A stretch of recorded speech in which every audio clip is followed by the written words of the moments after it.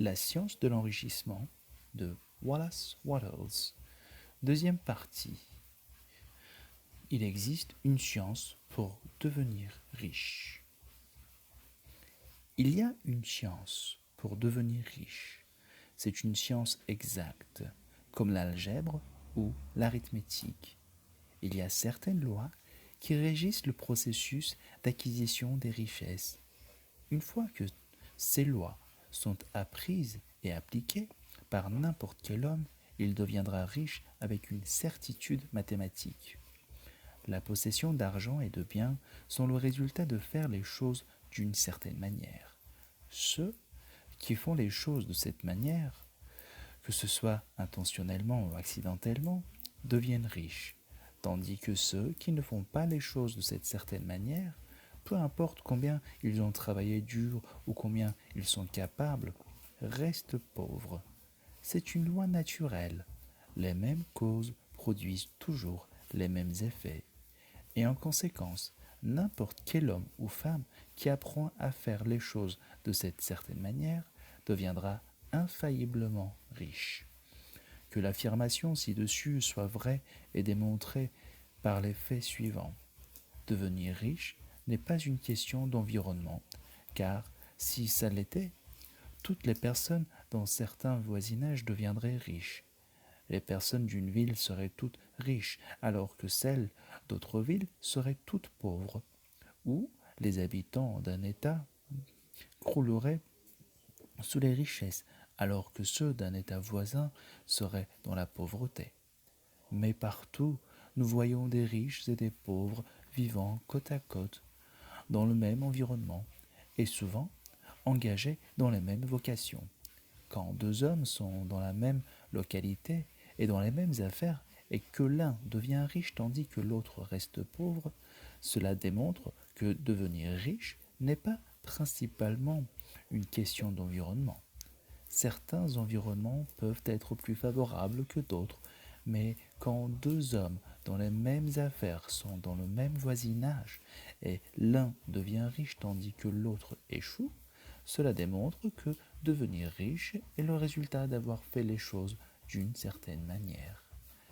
Et en allant plus loin, la capacité de faire des choses de cette certaine manière n'est pas due seulement à la possession de talent, car beaucoup de gens qui ont un grand talent demeurent pauvres, tandis que d'autres qui ont très peu de talent deviennent riches. En étudiant les gens qui sont devenus riches, nous constatons qu'ils sont dans la moyenne du lot en tout point, n'ayant pas de talent et de capacité plus grands que d'autres. Il est évident qu'ils ne deviennent pas riches parce qu'ils possèdent des talents et des capacités que d'autres hommes n'ont pas, mais parce qu'ils arrivent à faire les choses d'une certaine manière. Devenir riche n'est pas le résultat d'économie ou d'épargne. Beaucoup de personnes très économes sont pauvres, alors que d'autres dépensent sans compter deviennent souvent riches.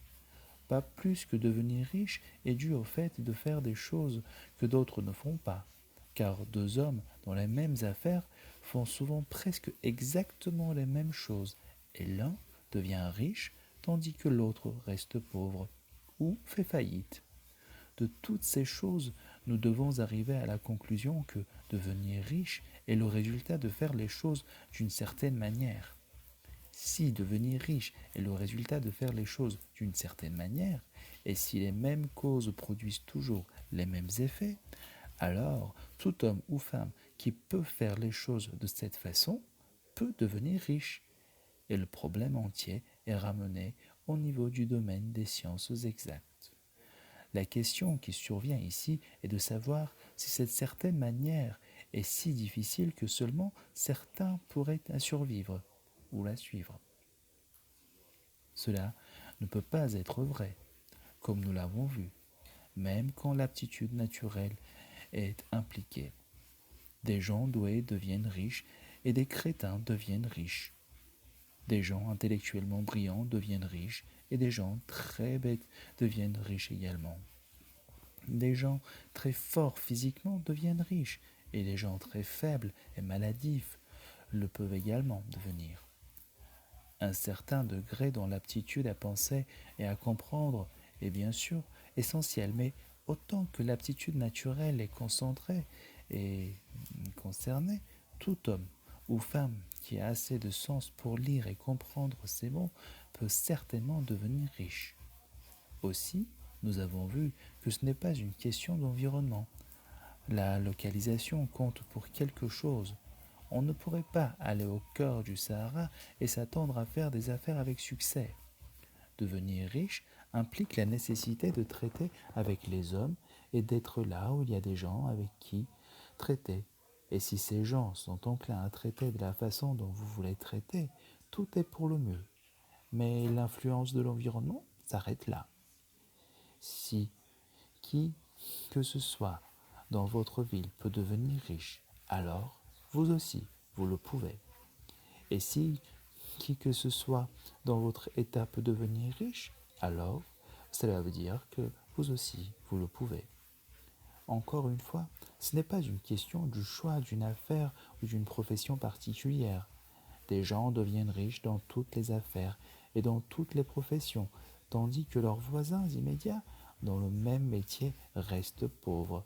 Il est vrai que vous ferez mieux dans des affaires que vous aimez et qui sont en accord avec vous. Et si vous avez certains talents qui sont bien développés, vous serez mieux dans une affaire qui fait appel à l'exercice de ces talents en question.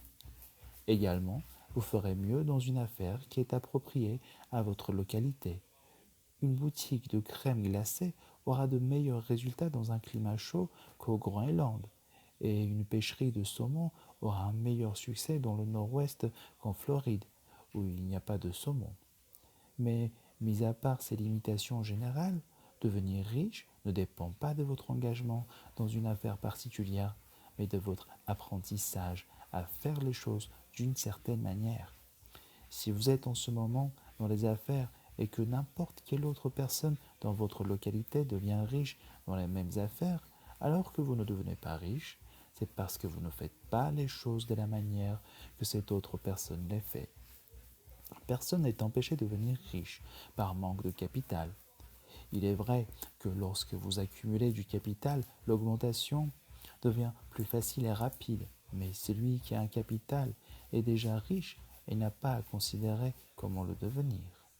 Peu importe à quel point vous pouvez être pauvre, si vous commencez à faire les choses d'une certaine manière, vous allez commencer à devenir riche et vous allez commencer à avoir du capital. L'obtention du capital est une partie du processus d'obtention de la richesse et c'est une partie du résultat qui suit invariablement le fait de faire les choses d'une certaine manière. Vous pouvez être l'homme le plus pauvre du continent et être profondément endetté. Vous pouvez n'avoir ni amis, ni influence, ni ressources, mais si vous commencez à faire les choses de cette façon, vous devez infailliblement commencer à devenir riche, car les mêmes causes doivent produire toujours les mêmes effets. Si vous n'avez pas de capital, vous pouvez obtenir du capital. Si vous êtes dans une affaire inadéquate, vous pouvez changer pour une affaire qui convienne. Si vous êtes au mauvais endroit, vous pouvez aller au bon endroit. Et vous pouvez également commencer dans votre affaire actuelle et à l'endroit où vous êtes en ce moment à faire les choses de cette certaine manière qui vous apportera toujours le succès. Vous devez commencer à vivre en harmonie avec les lois qui gouvernent l'univers.